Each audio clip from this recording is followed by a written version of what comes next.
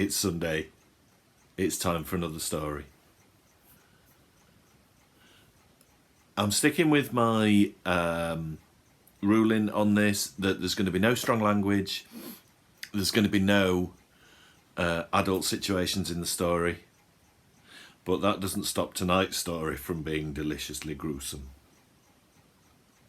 So tonight's story is by a chap called Tim Stout, and it's called Free for Dinner.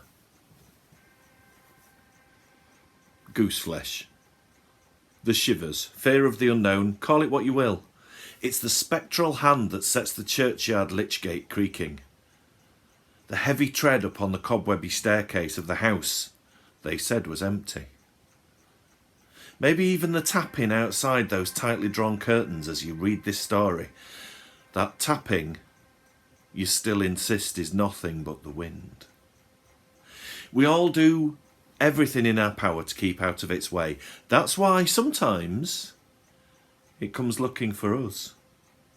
The way it did for Martin Lascelles the day he made Kandahar curry.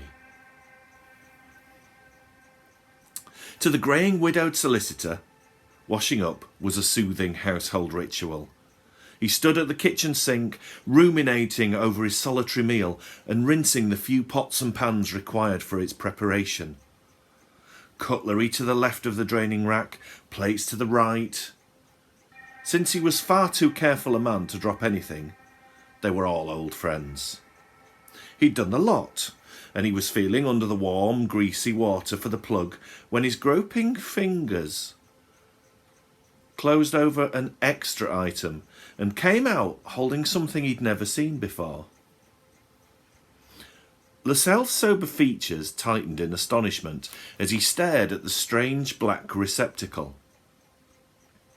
It hadn't gone into the sink with the rest of the washing up. So what in the world was it doing among his own familiar crockery? Peeling off his pink rubber household gloves, he adjusted his spectacles and peered at it in some apprehension. Of antique design, the urn-shaped earthenware vessel appeared to be a type of cup. Half embedded in the lip of its circular mouth was a ring of yellowish bead-like objects. He fingered their sharp, irregular projections. Whoever would want to drink from such an awkward container?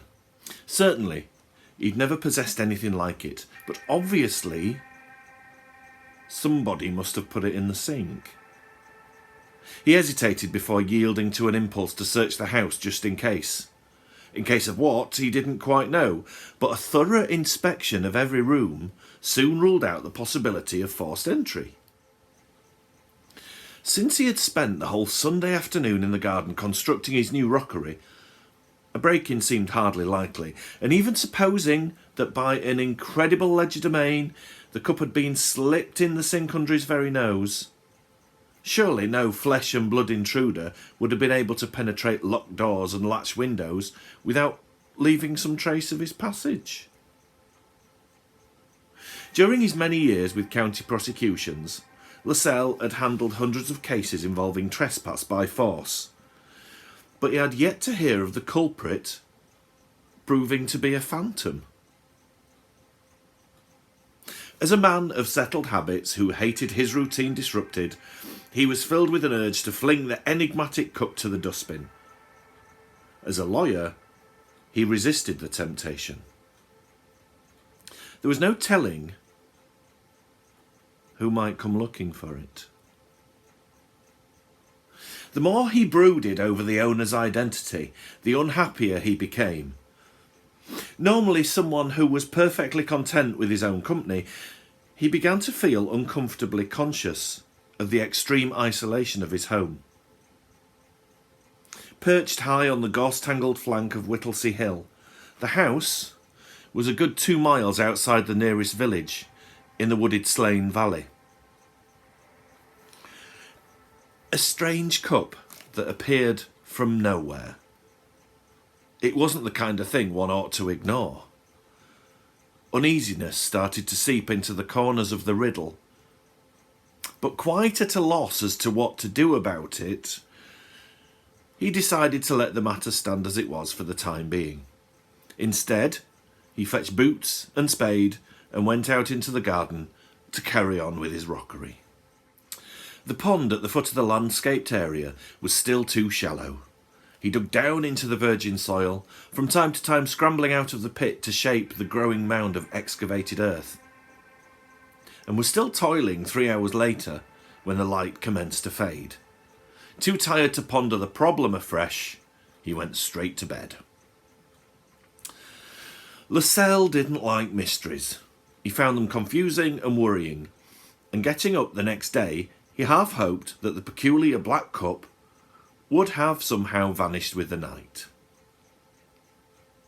But there it stood where he'd left it, on top of the freezer, as persistently real as the ache in his digging muscles.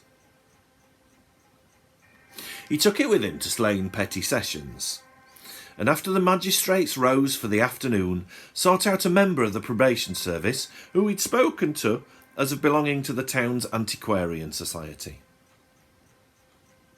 Murdoch was not a particularly close acquaintance. However, it was with some embarrassment that he related his story over a cup of coffee in the quiet book-lined office behind the courthouse. The portly probation officer leaned back in his chair, hands clasped across his ample waistcoat. "And you say this object simply appeared?" Lascelles nodded uncomfortably. "I know how silly it sounds, but there really is no other way I can put it. I confided in you because I thought that with your knowledge of local history, you might have seen something like it before." All right then, let's have a look at the beastie. The solicitor opened the briefcase and placed the cup on the desk for inspection. Murdoch eyed it with mild interest, then subjected it to close scrutiny. "Yep, I can certainly tell you a few things. To begin with, I should say it's stolen." "Stolen?" Here was one complication Lascelles hadn't anticipated. "Stolen from who?" "The Strachan Trust Museum down at Poplar Ford, I imagine. I remember seeing it when the society went over there about 2 months ago." Lascelles raised his eyebrows. "It seems a very unusual thing to steal. The workmanship is so clumsy. I'm surprised anyone bothered." "Clumsy? You're talking about these, are you?" Murdoch picked up a pencil and tapped the uneven projections around the cup's lip. "You know what they are, don't you?"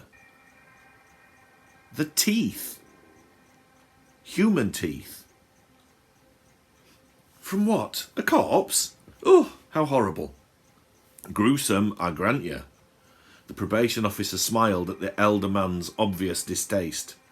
"Forgive me for unsettling your stomach, but it's also said that the clay cup is made from fragments of a dead man's skull." "Who on earth are we discussing here? The Marquis de Sade?" "This fellow will probably have gobbled up de Sade for breakfast." "Haven't you ever heard of Corvin Crochan?" Lascelles shook his head. "Not that I recall." "Well, it was a feared name in these parts a couple of 100 years ago. As it happens, it's not long since I was reading him up." "Why was that?" "Just idle curiosity to begin with. There isn't a single picture of him anywhere in the area, and that struck me as rather peculiar, that someone who, in his day, owned half the country and should never have sat for a portrait." "Did you find the reason?" "Judge for yourself." Murdoch swung round in his chair and selected a small tattered volume from the shelf behind him. "I finally came across him in Lee's Our Darker Heritage. The painting you see here was done soon after his death." Lascelles took the book and gazed at the illustration of a tall, well-set man of middle years, dressed in sober velvet. No wonder he'd not chosen to favour posterity with his likeness. The broad forehead and firm chin bespoke intelligence and breeding. But the features in between were riven with the most appalling disfigurement Lascelles had ever seen. The lower portion was a grisly ruin of gristle and membrane that scarcely covered the stark outline of the protruding bone. It was as if a vivisectionist had ripped away the face to expose the inner workings of the mouth and left the charnel wreckage yawning open in fixed and fearful mockery of a smile. A smile. Ugh, Lascelles shuddered. The gaping jaws and grinning teeth curled up to the pale, blazing eyes in a carnivorous leer that would have graced the snout of a man-eating crocodile. Great God alive! He put the book down with a shiver. Poor devil. Was he born like it? No. It was self-inflicted. Murdoch glanced at the illustration. He's not a pretty picture, is he? Croken's own appetite was so ravenous that on occasions he never left the table from dawn till dusk. So is that what caused his disfigurement? Indirectly, yes. The hunger pangs were so morbidly intense that he was physically compelled to eat. Just as a drowning man is driven to struggle for breath, when the condition first manifested itself, he tried to master it by chaining himself to a bench in an empty room. But the craving proved too strong for him. In the absence of any other food, he forced his manacled hands up to his mouth, tore open his cheeks, and began to devour his own face. Disemboweled sharks behave rather similarly, I understand. If it hadn't been for the chains, he probably would have gone further and... Oh, please, Lascelles interrupted. I do possess an imagination, you know. He turned to the book. One thing puzzles me. For someone who indulged to such excess, he doesn't seem overweight, sturdy perhaps, but a long way from what I'd call gross. Murdoch nodded. Very perceptive of you. He was certainly a most extraordinary man altogether. Uncanny as it sounds, he appears to have been able to disperse his accumulating calorie reserves by transforming them into a tremendous fund of mental energy. Murdoch paused. Here's where we start getting into spook country. I don't know if you're familiar with what parapsychologists term telekinesis, meaning the obscure phenomenon involving the apparent control of material objects and their movements by the power of the mind. I'm not sure whether I'd class it as a phenomenon or ability. But whichever it is, Croken was an adept. For instance, he could cause a closed book to fall open at any page specified. Another of his tricks... No, tricks is the wrong word, because there was nothing fake about them. Another of his demonstrations involved astounding his dinner guests by sending their plate sliding to and fro across the table. If his portrait's anything like accurate, I'm amazed he had any guests. He was a very powerful landowner, remember. People thought twice before refusing an invitation to Croken Hall. In fact, he was commonly held to be devil-possessed, especially after the widely publicised outcome of a gambling hall incident when a brash young army captain was so foolish as to accuse him of being a charlatan. The two men were tied to chairs placed at opposite ends of a long card table on which lay powder, shot and a single duelling pistol.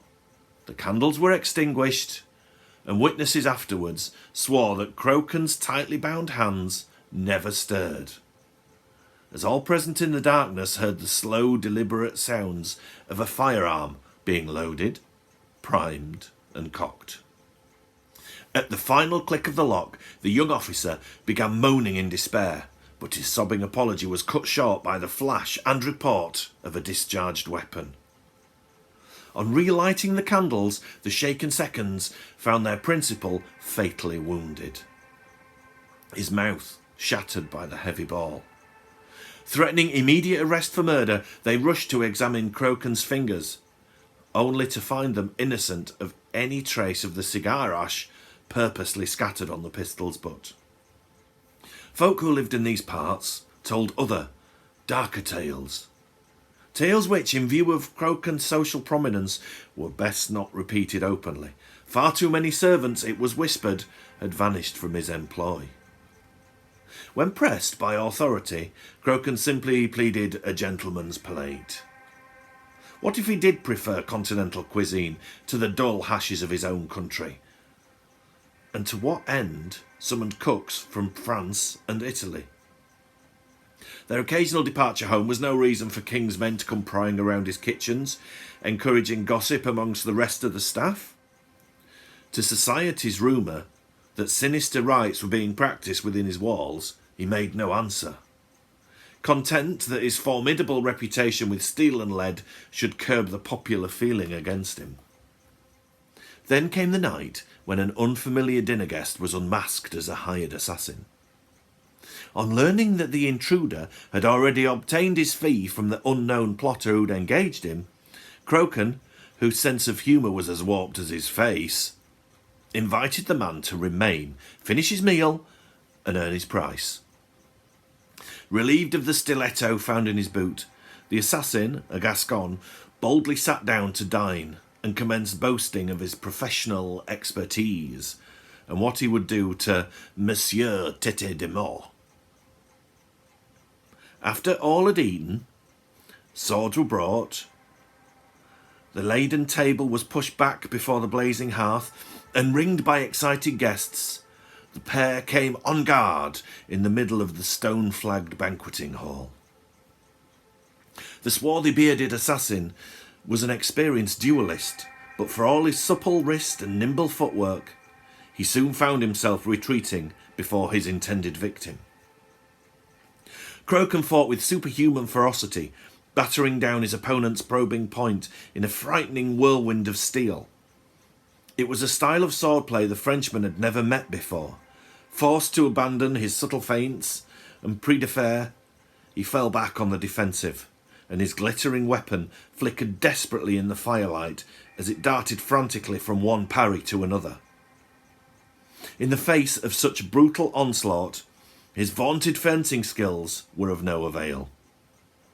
The swords had rasped together for less than a minute before he was ducking and weaving amongst the scattered guests as Croken forced him back with a blade that leapt and whistled like a steel whip. Suddenly the attack ceased, and with a taunting change of tactics, Croken gave ground and took up guard in the low line, inviting a thrust to his chest. As his opponent lunged over his arm, he sidestepped, scorning to parry. The oncoming point slid harmlessly by, its only victim his lace cravat. His own sank with unhurried precision into the Frenchman's exposed armpit. The astonished Gascon stared at the small, three-cornered tear in his shirt, unable to comprehend defeat. Then he slumped to the floor with red froth bubbling from between his parted lips. Croken's thrust had pierced his lung.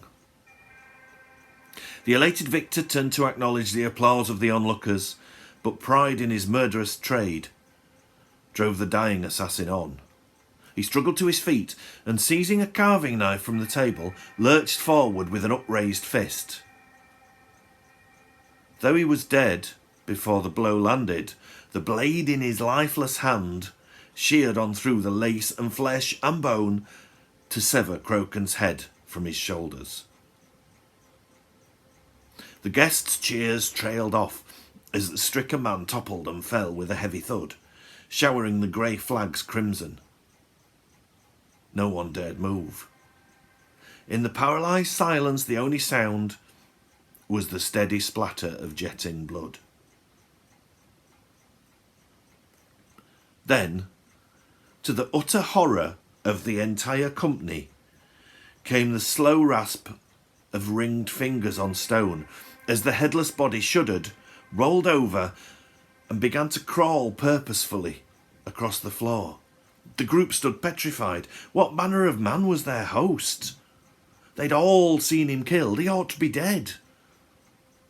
The scrabbling hands had almost reached a knife, clutched by the fallen assassin, before one of the guests, stouter-hearted than the rest of his fellows, found the courage to kick it away.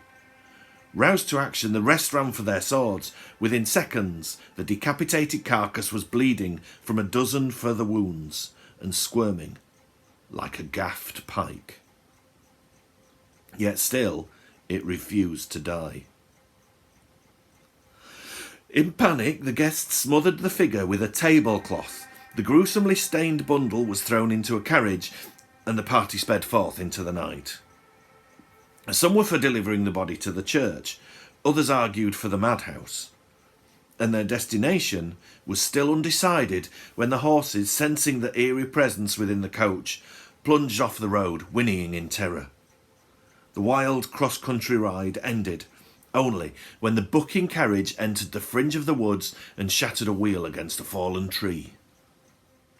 To be done there and then with the whole hideous business, the band dug a crude pit in the uneven sloping ground. The thrashing, shrouded form was flung and pinned down with the shaft of the broken wheel, while the earth was shovelled back between the spokes.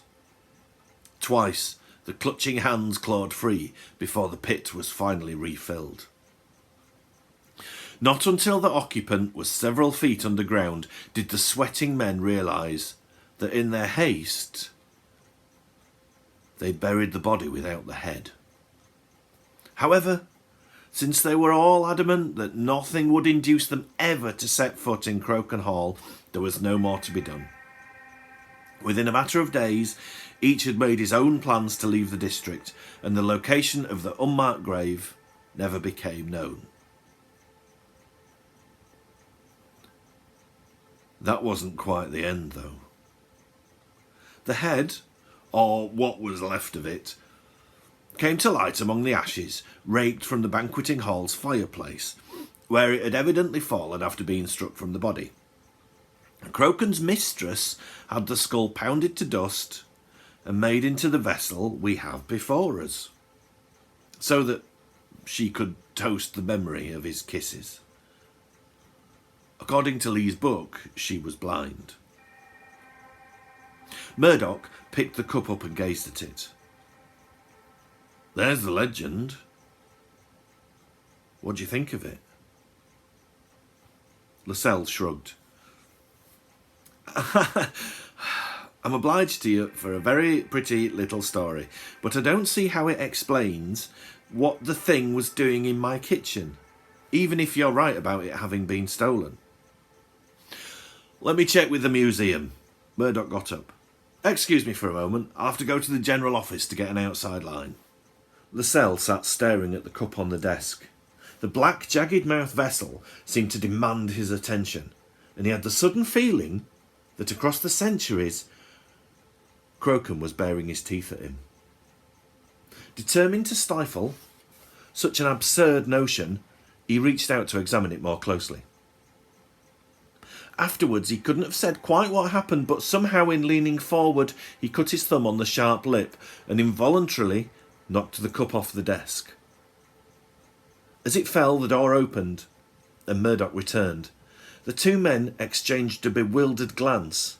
The heavy earthenware vessel had struck the parquet flooring without making a sound. Baffled, Lascelles took out of his pocket a ballpoint and dropped it on the same spot. The aluminium barrel emitted a clear metallic clink. Nothing wrong with the floorboards. Murdoch retrieved both pen and cup. Good honest timber. They've been here since this place was built in 1959. What sort of explanation's that? Snapped the rattled lawyer. That thing must weigh a pound if it weighs an ounce. And isn't it made out of equally good honest clay? Plus another ingredient, don't forget. The probation officer resumed his seat. Or is it? I don't know. The museum say they have the one and only Crowcon cup safely under lock and key, and there's no question of it being missing. So where did yours come from? Lascelles sniffed contemptuously. You needn't refer to it as mine. I've no time for phantom cups. I can see that, but they seem very interested in you.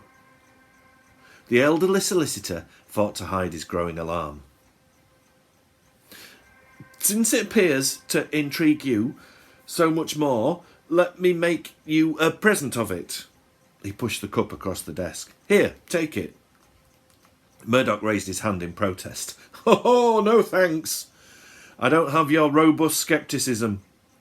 Besides, what good would it do to give it away? Forgive me for saying so, but mine wasn't the house it came to, was it? It picked yours. Lascelles left the probation service in a sombre mood. But with one point firmly settled, let Murdoch say what he liked. He was getting rid of the cup at the earliest opportunity. Halfway home, he pulled up at the flooded sandpit owned by Slane Fishing Club. According to the warning boards, the lake in places was over 100 feet deep. The afternoon sun gleamed on the glazed black cup as he hurled it out over the water. No splash. No ripples. Lascelles stared out at the limpid, unbroken surface with an icicle in his stomach. Just what was it he'd sent to the bottom? It didn't behave like a physical object at all. He returned to his car and sat for a few minutes while the steady murmur of the idling engine calmed his nerves. At least the business was done now, no reason for him to worry any further. Back on the road, he congratulated himself on the sound, logical attitude he'd maintained before Murdoch. It was just as he'd said. These wild tales of witches and warlocks and creatures of the night were pure superstitious rubbish. And as for the ludicrous story about the living corpse, he could have written a better penny dreadful himself. It was all wrong that a senior probation officer should have such a shaky grip on reality. On reaching home, he fetched his cookery book and selected a complicated Turkish recipe. The subtle blending of its herbal ingredients demanded complete concentration. Accepting that the mysterious cup was now a thing of the past, it was probably still just as well to keep his mind occupied with other matters for the present. After the meal, he went into the garden. Spade work had always helped settle his thoughts. Though the contours of the rockery were now virtually as he'd planned them, there was no harm in making the pool a little deeper.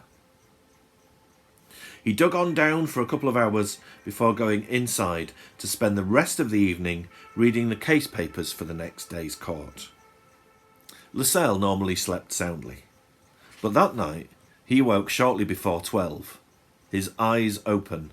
He lay in the dark, wondering what had cut into his rest. The air in the bedroom was heavy with a hot, appetising smell. Surely he hadn't left anything cooking. Resignedly, he went to check. Of course he hadn't. The cooker was stone cold. It was probably the persistent aroma of his spicy meal still hanging around the house. Back under the blankets, he found sleep impossible to recapture. The smell returned with redoubled pungence. He dozed, woke again. Midnight crept by, uprooting the black, small hours. Then the noises started. At first they were so faint he took no notice. It was just one of those things that happened in the middle of the night, when you were too tired to go and investigate. Gradually, they grew louder and more distinct. He sat up and listened hard.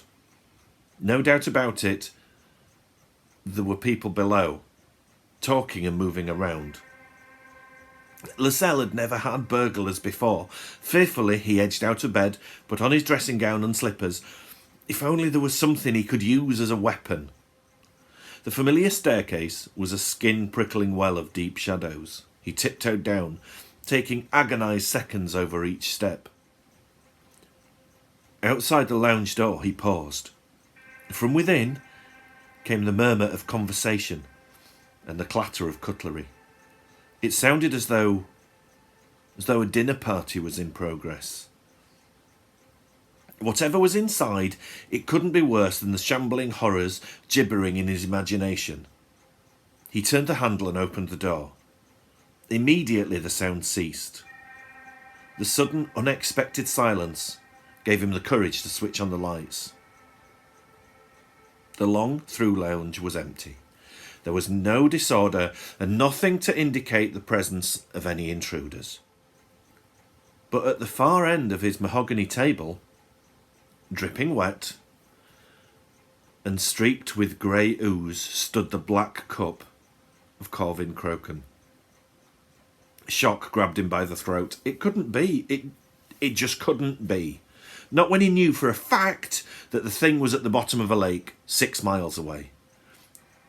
Suddenly the lights went out. The muted babble of voices filled his ears, and the blended odours of hot food, wine and candle grease gathered in his nostrils. He reached forward to steady himself against the table, but instead of the polished wood, he found himself touching the fabric of a cloth. Groping further into the darkness, his fingers encountered the unmistakable shape of a human arm. Dear Christ, there was someone sitting at his elbow. He snatched back his hand and felt it knock something off the table. Glass tinkled onto the stone floor. Stone, but his lounge was fitted with wall-to-wall carpeting. God in heaven, where was he? With a gasp of terror, he ran for the lights, only to find that the plastic switch cover had gone too.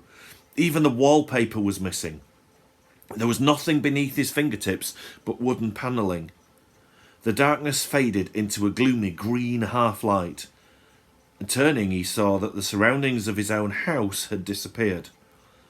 Instead, he was standing on the threshold of a vast shadowy hall. It was numbingly cold.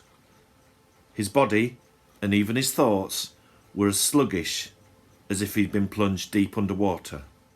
Nor was he alone. Dining at the table, further within the hall, were a dozen dim figures, clad in the flamboyant finery of the Age of Elegance. Slowly, in unison, their pale faces turned towards him like coin-operated waxworks. And the nearest beckoned him forwards. Each raised a glass in a toast of greeting, but the candlelight flickering over their mocking features revealed the leers of fiends welcoming a newcomer to hell. The man who'd signalled him to approach indicated a vacant place at the foot of the table.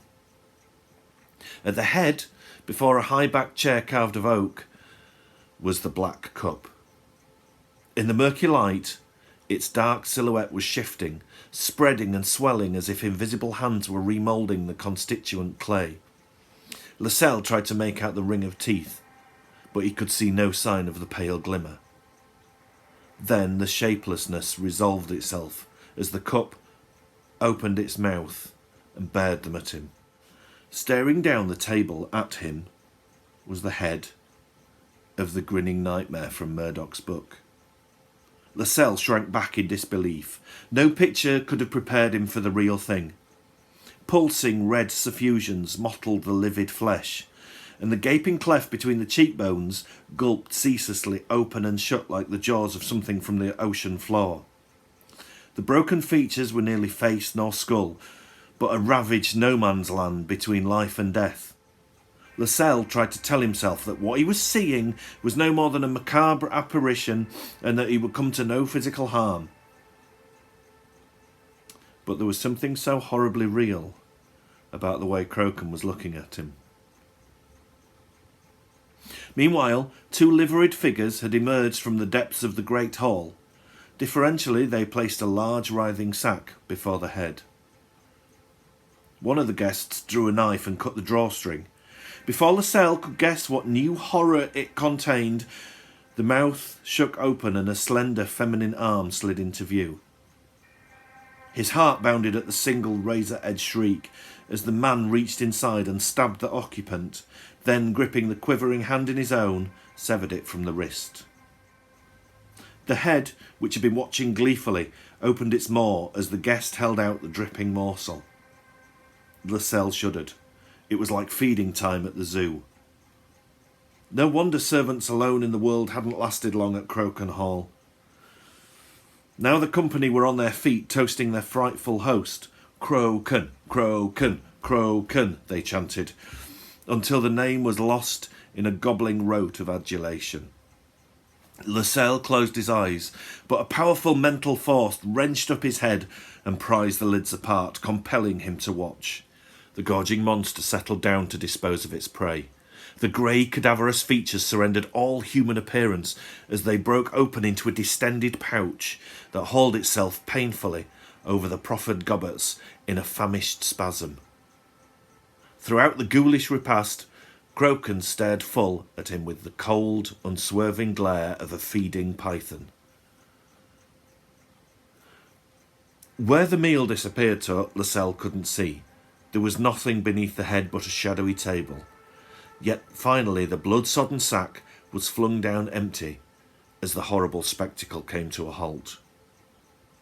The eyes slithered from side to side, furious at the interruption. Then they fixed upon Lascelles, and the teeth chomped hungrily. The message was clear. It was his turn next. At the table, the spectral figures of the grinning guests and the rest of his surroundings began to fade in a swirling vortex of shadows. Only the head remained to share the darkness and his delirium.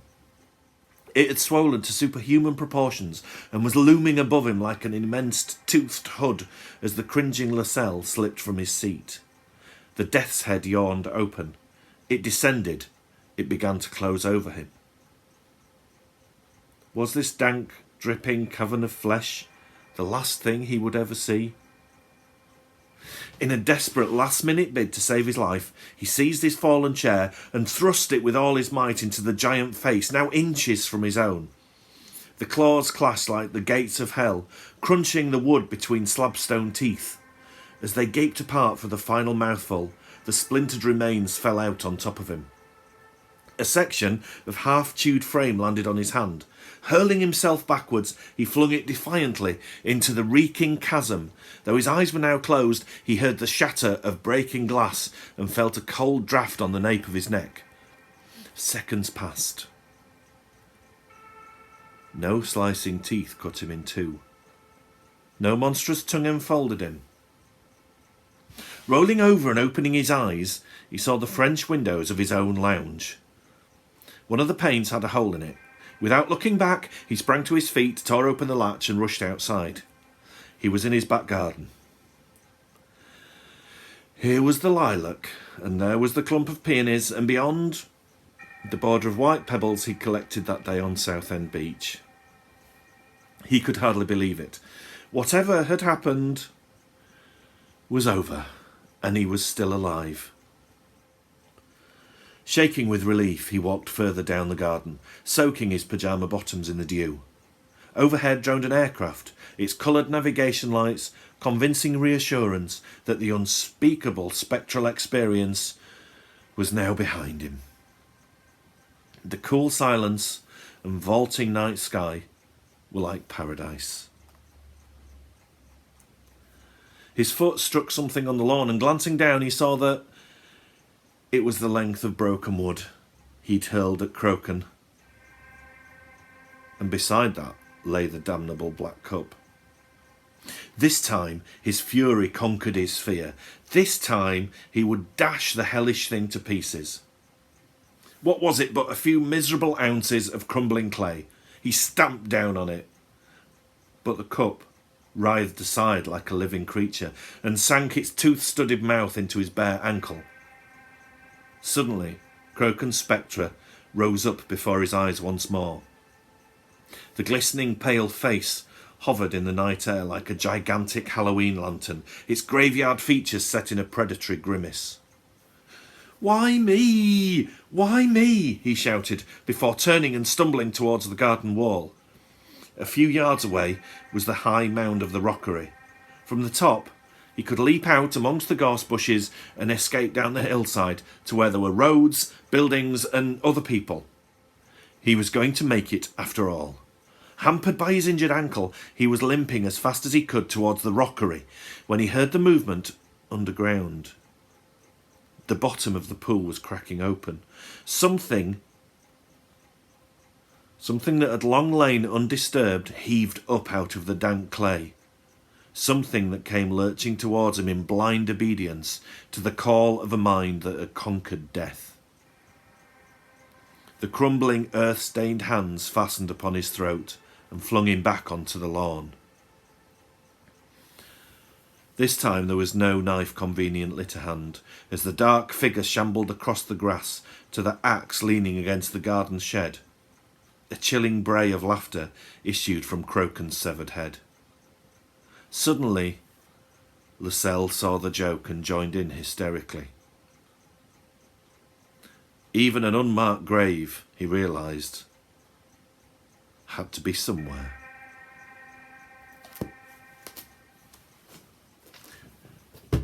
Now, I hope that wasn't too scary. I really like that story. So, thank you for joining me. And I shall be back next Sunday with...